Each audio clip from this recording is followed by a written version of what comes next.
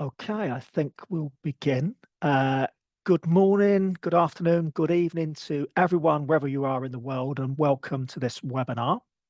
My name is Gary Hickey, and I chair the International Patient and Public Involvement Network, who are hosting this webinar today with collaboration with National Institute for Health and Care Research.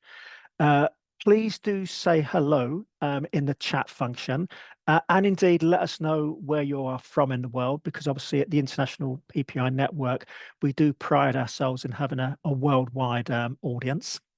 Today's webinar, we have Dr. Sarah Ahannach. I hope I pronounced your name correctly there, Sarah, but you let me know if I haven't.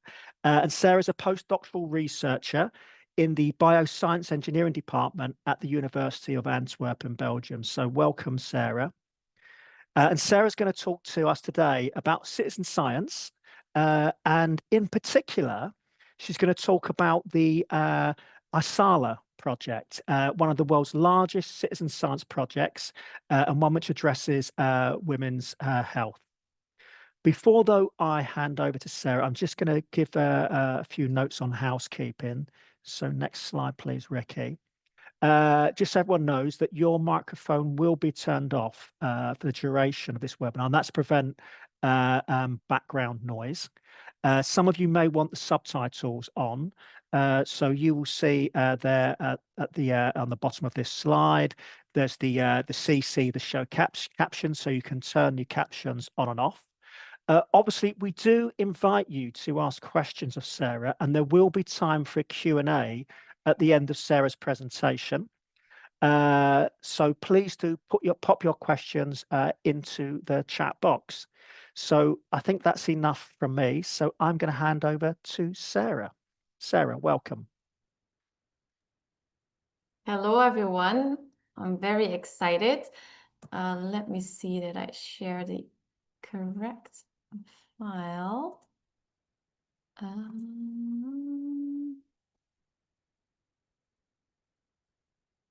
Okay, Gary, can you let me know if it works well? Can you see my screen? Not sure, I don't see you, so. Okay, I'm gonna assume it's okay. Let's see. All right. Hello, everyone. I'm Sarah, and as Gary mentioned, I'm a postdoctoral researcher at the University of Antwerp. I'm also the Isala program manager, so I'm very excited to tell you more about our project. Today I will mostly focus on the citizen science and participatory research part and share some tips and tricks and lessons that we've learned along the way. All right, let's get right into it.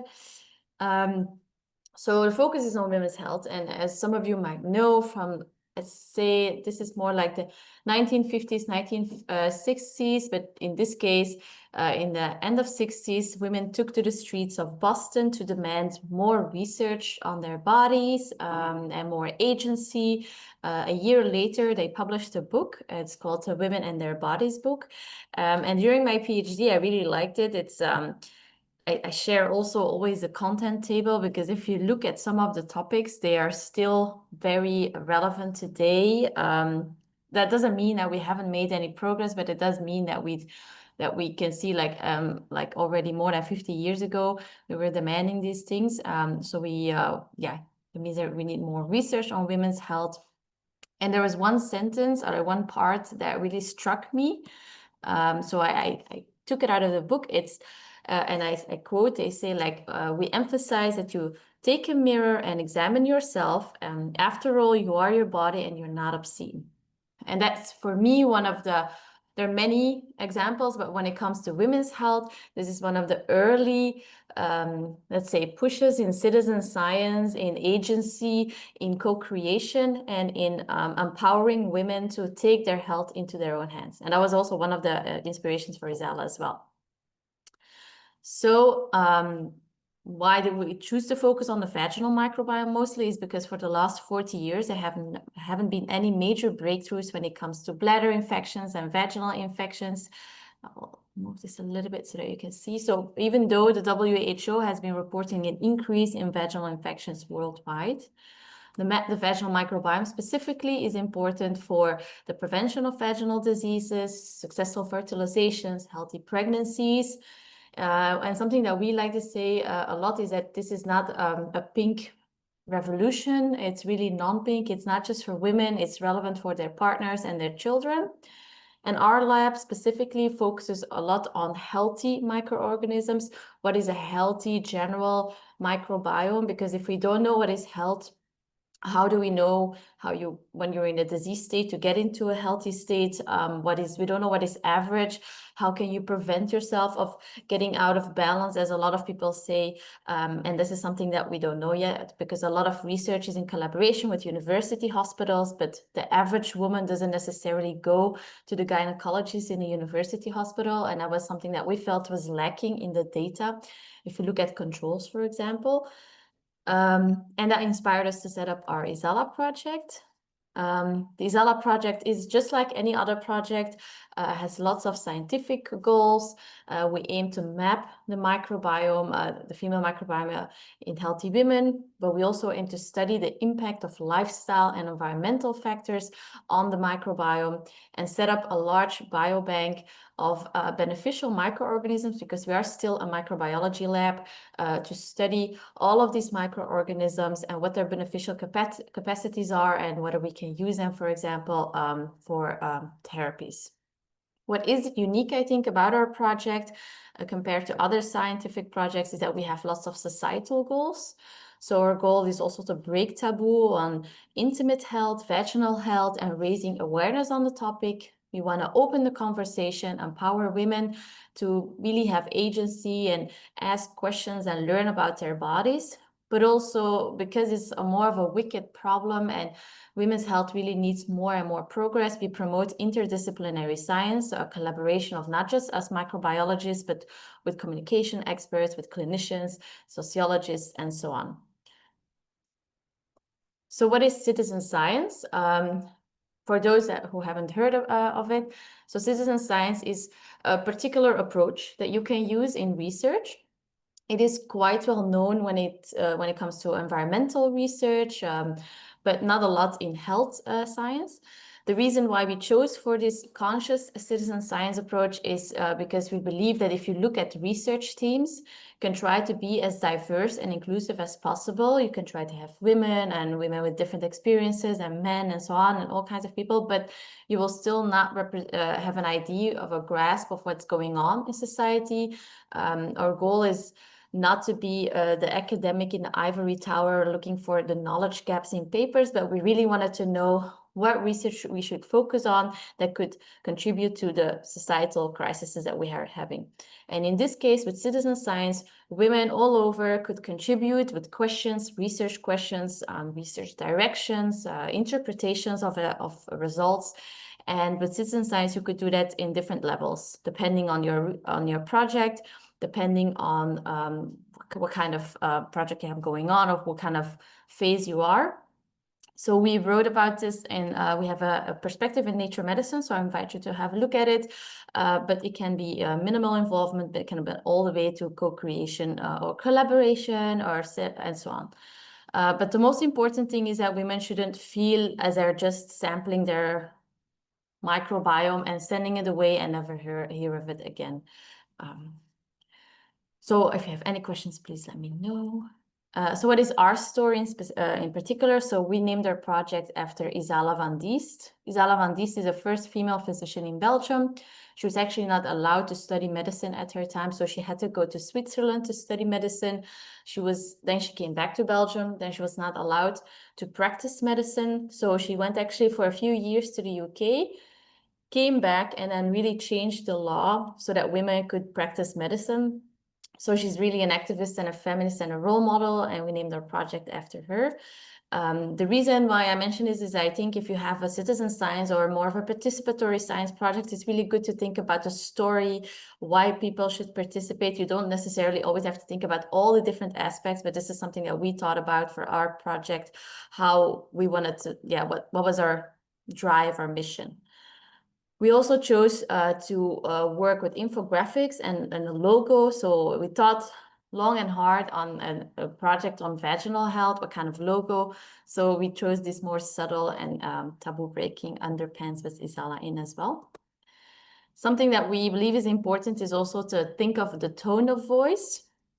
So we don't, I think the only very formal communication that we have is our informed consent, but everything else in emails, on the websites, on social media, we try to have a particular tone of voice. Now, I think in English it's a bit different, because if you look at the grammatical sense, you say always you, what it is formal and informal, but in other languages like in Dutch or in French, you have like a polite you and a more informal you. So we use a more informal you. So if there are people with other languages, you might understand what I mean. We don't shy away from using scientific terms, but we explain them well, because we want people to have agency, but also don't feel overwhelmed by all of the terms. So we kind of do it, we kind of train them into it a little bit. And we also dare to name things, especially if it's about the vaginal health, the vagina. We think it's important that you name the organ where you're talking about, and don't use all kinds of synonyms, because if we feel if you cannot just name it, then you're one step behind in breaking the taboo. But we never try to be offensive or shocking.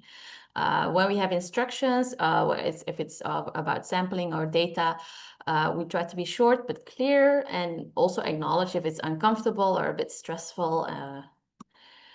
We try to write very invitingly, with a link to the past, but also looking at the future, where women really are part of something. Well, what does it mean? That's very important in participatory research. Why would you do this? Why would you take the time out of your day to spend on this research? And for us, Isala, we find it important that women connect with each other, that you feel united, and that it is important to do this research. Something I also highly am proud of, and something that I really think helps also with building really a community of people, with updates on our website, but also on social media. We would do Q&As, we would do live streams, depending on which platform is best, depending on your country, because depending on the age of your audience, because you can never reach everyone. So I would definitely think, like, if you are thinking of an empowering project, that building a community is really important. You also have to engage with your community on a regular basis, and that you can do that with content creation. Now I sound a little bit like an influencer, but as a scientist, if you think, you don't always have to think like, oh, what's my new major invention? It could be smaller things. So we would be writing blogs, we would be inviting people to write a blog about women's health, vaginal health. We also have recurrent newsletters. I think we have them now every season, so 4 times a year, where we give an update, we give a behind the scenes. We tell them, oh, we've been to a conference, or check out this new research, and so on. For our research, it was really important to be creative with all kinds of communication tools, because it's difficult. It's bacteria. You can't really see them unless you have a microscope. It's, again, the vagina, so it's not like you can really, you could, but it depends on how you strategize your communication. So we decided to work with infographics. So this is a picture that actually, if you look at this is our sampling kit actually here on the side. And it's a picture that one of our participants took herself. So she did a whole photo shoot. It was during COVID, so people had a lot of time, I think. So infographics are really important. So if, for example, for us, the menstrual cycle, when they had the sample, we would do it in a nice way, which samples they needed to take. This is an example of one of the sampling kits. They would get like a tote bag, and so on. What I also think is important is to not just have everything in text. Everybody learns and understands in a different way, especially nowadays with social media. I think it depends on who you are and what kind of person you are. But I know of myself, I don't read a whole brochure of how to sample. So that's why we also made small how-to videos, like how do you unbox your sample? How do you take your sample? How do you store it? How do you safely send it to the lab, for example? So that was really helpful with our team. So this is, as you can see, just like filmed in the lab with a phone. So it doesn't have to be perfect. People even appreciate it if it's not too perfect, because they know that you're mostly busy with doing your research or your clinical work and so on. So this is an example of our experimental flow. It's been like 5 years, but so we did lots of preparation. It takes some thinking, some brainstorming, some meeting up with people, making a communication plan, finding funding, and so on. One of the most important things are the ethics and privacy when it comes to citizen science, because you come across all kinds of data. So we have to get approval from our ethical committee to take samples and to get health questions, but also contact our data protection officer. That's about the GDPR, so the data that we receive, the personal data, how do we store it, for example. If we have human samples in Belgium, you're legally obliged to store them in a biobank. And I think I see it more and more coming up in countries all over Europe. But not everyone has a biobank. But for us, for example, we need to know exactly who the sample is from, if they have more samples, where it is stored, and so on. So always check out that you have all these things in order. Stay up to date with the GDPR regulations, because they are often changing. We use Qualtrics for filling out the surveys. It was really handy. And the most important thing is that we're honest. So you don't necessarily have to be anonymous with your, for example, with how you store your data. You just can, for example, we chose to do it in a pseudonymous way because we wanted to share the results back. So we needed to know whose results were from whom. But we were honest. We would say like, well, this is how we store the results. This is what we do with your samples. These are the people who look at your data. And we would not just only do it we would write it, of course, in informed consent, but we have a page on the website. And in the instruction manual, we had like a privacy page so that people just know what's happening, because that's mostly the biggest hurdle, is that you just don't know what's happening with your data. So we launched in March 2020. We were looking for 200 participants, and within 10 days, we had more than 6,000 participants. We were really surprised because a lot of people told us like, oh, I'm not sure you will get to 200 participants. Why would women want to take a vaginal swab? But it seems that they have proved them wrong. We were quite surprised, so we even stopped the website after 10 days because we were afraid there would be even more. So they all filled out, so they all get a personal profile on their Isala website, where they found their participant number, their address, their email, and the link to the questionnaire. Let me see if I can have the laser point. So this is in the questionnaire. They would also get information here, and they would later also find their results on their website. So it's just a WordPress website, but it's really nice to use. They filled out an online survey, and eventually they sent a sampling kit with all the samples back to the lab. I'm not going to go too much into the scientific details, but in the first stage of the project, they sent 2 vaginal samples to our lab. So it was quite a lot of work for the team to do the analysis. In short, we did a DNA extraction for the microbiome profiles. We isolated, so we extracted living bacteria and all kinds of microorganisms from the samples. And we also looked at the metabolites that these bacteria produce and the host and analyzed them. So long story short, a lot of work, but we did a first analysis of our samples. This is published in Nature, so if you were really curious about the results, definitely have a look.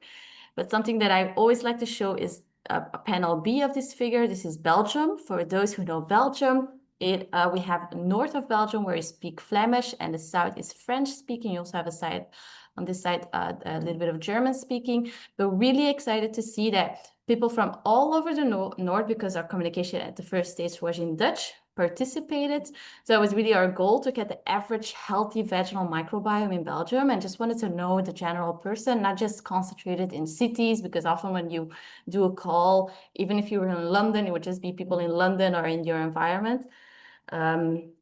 So that was really a success. And I always like to say that our oldest participant was 98 years old. So it was during COVID, and I had to call a lot with a lot of retirement homes because they all wanted to participate together with their granddaughters. It was a very nice family event.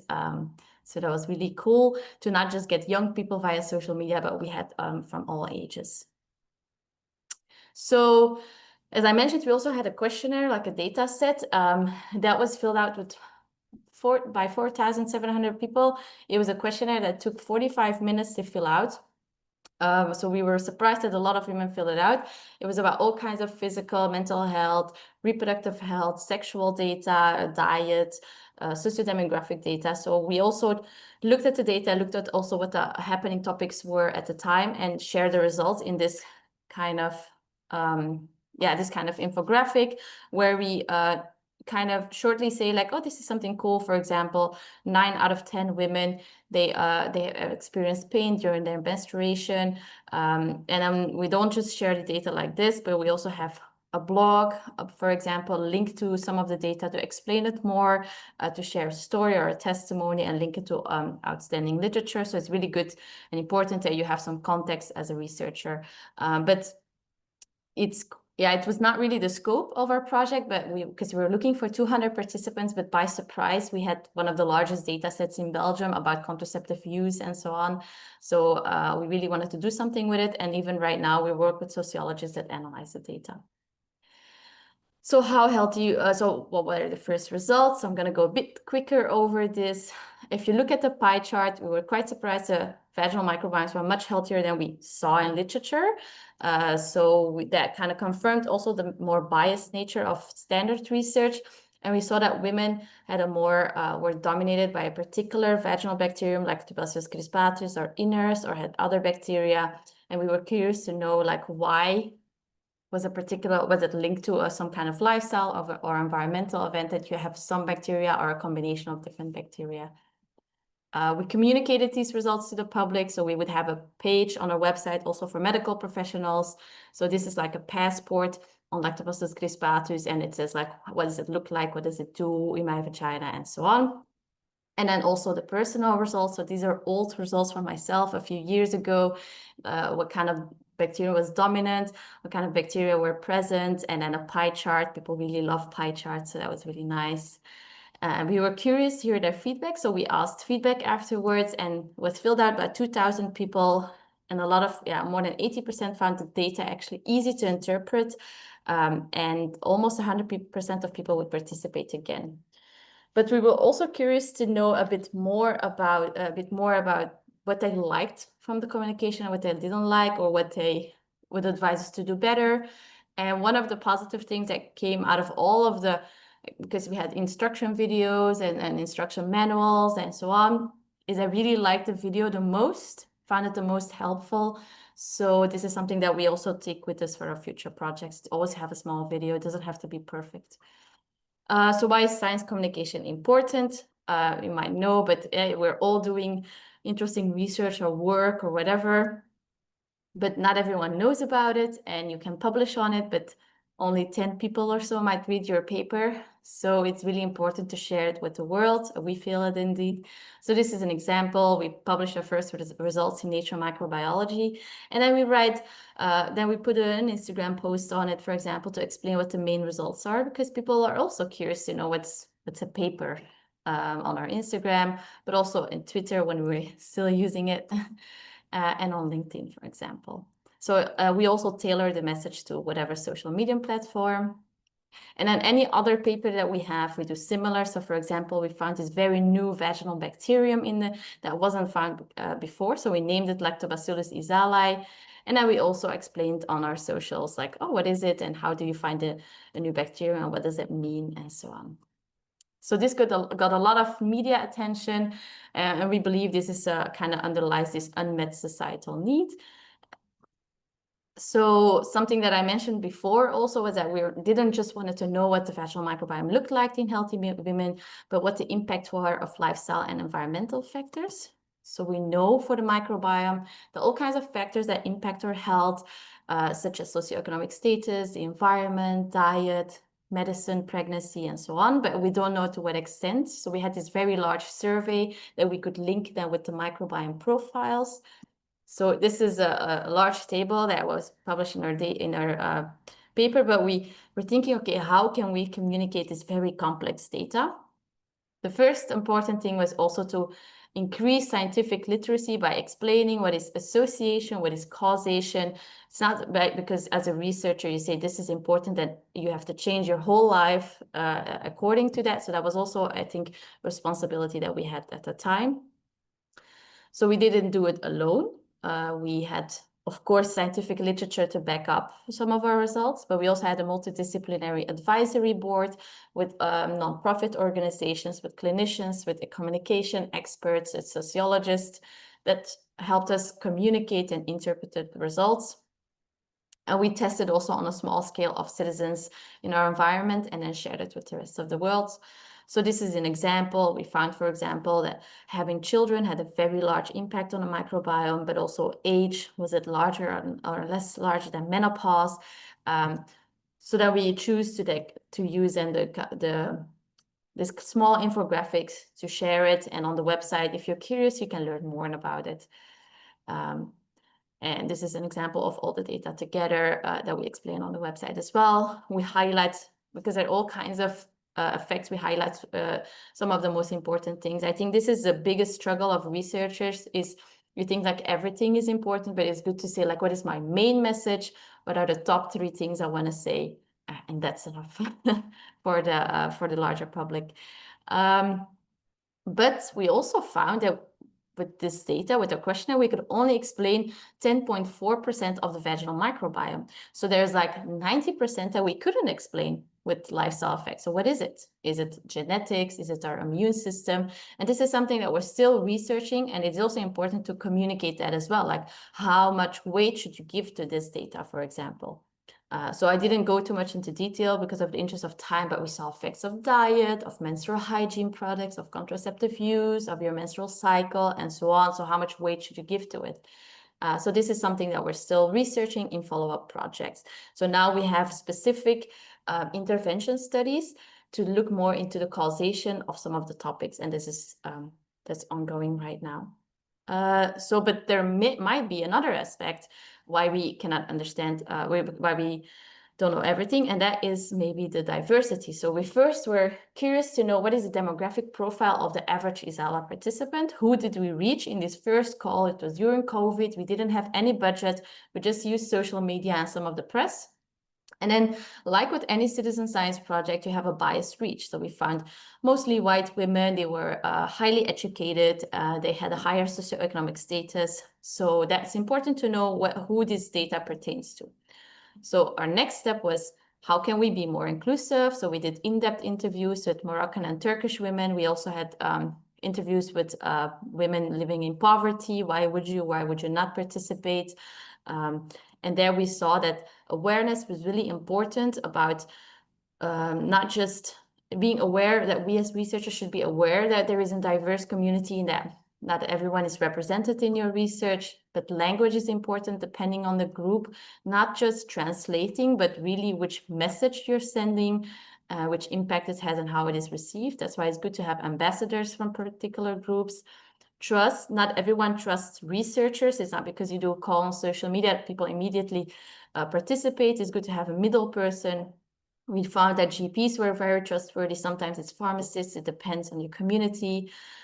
We sometimes assume that some groups have more taboo than we if it's about these intimate issues, but then you're surprised that it's actually not the case. It's always good to have more, that just maybe need more information on the, let's say, the experience to participate in a study. And it's for us, it was appreciated by the interviewees that we were subtle in our communication. So coming to my last slides, something that was actually by accident is we would give talks. We didn't wait till our paper was published.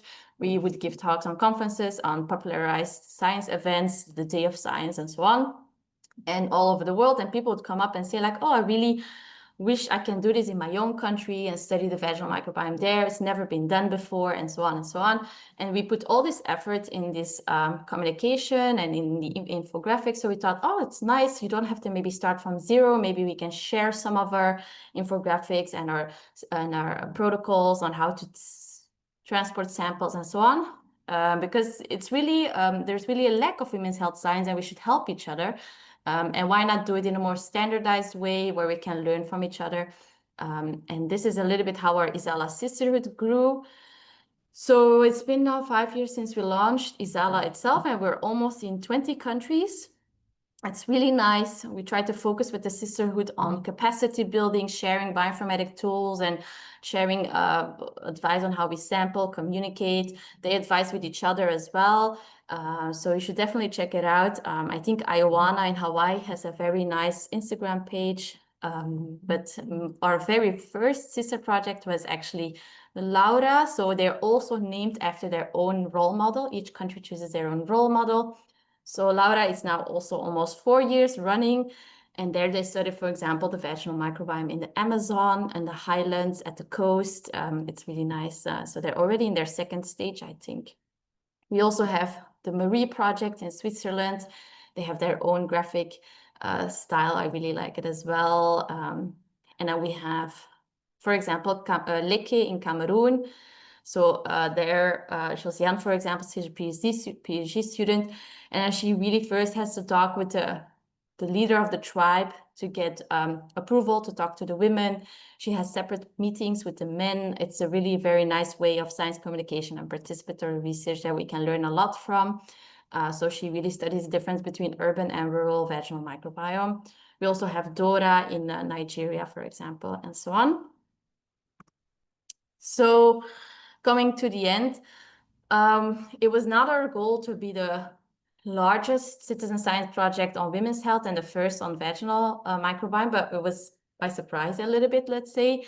And we were happy to say that we were afraid that maybe our vaginas are getting unhealthy because of, I don't know, industrialization, but then we realized that maybe we just didn't have enough data of women, and not just in Belgium, because we have this idea of that lactobacilli are important, but we are realizing from our Isala sisterhood that actually in different countries, different types of bacteria are also important. So we're learning a lot by diversifying, studying all these women, determining all the factors that impact the microbiome, isolating these bacteria, and maybe there could be new therapies instead of antibiotics, maybe probiotics or biotherapeutics. And that's really nice to go worldwide and learn from each other as well, to really try to create actually new diagnostics and therapies, and together, as fast as we can together, let's say, expand on women's health research.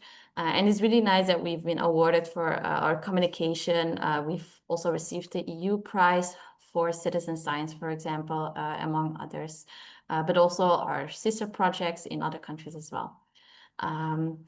Something I just like to end with, if you happen to be in the Netherlands, it's really nice. They have this museum in Leiden, where they currently have this exhibition on gender medicine and the lack of health in women's science. And it's nice that they featured us. So here we are with our sampling kit under a glass bowl.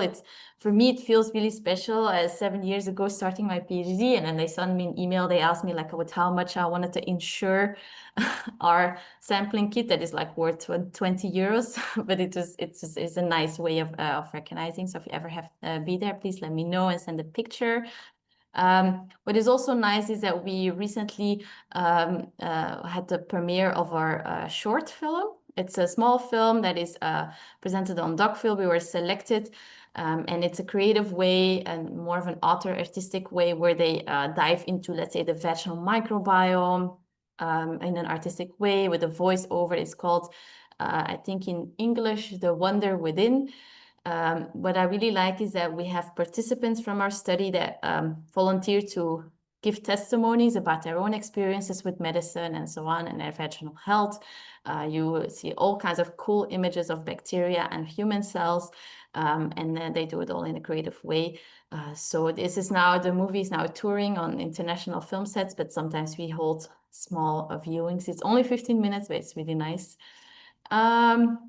And with that, I just want to thank everyone. This is impossible to do on your own. With all projects, you really need a team that is not only diverse, but motivated and passionate to do this. So a shout out to everyone who collaborated and who I missed maybe. And yeah, I'm excited to hear your questions. Thank you very much for your attention.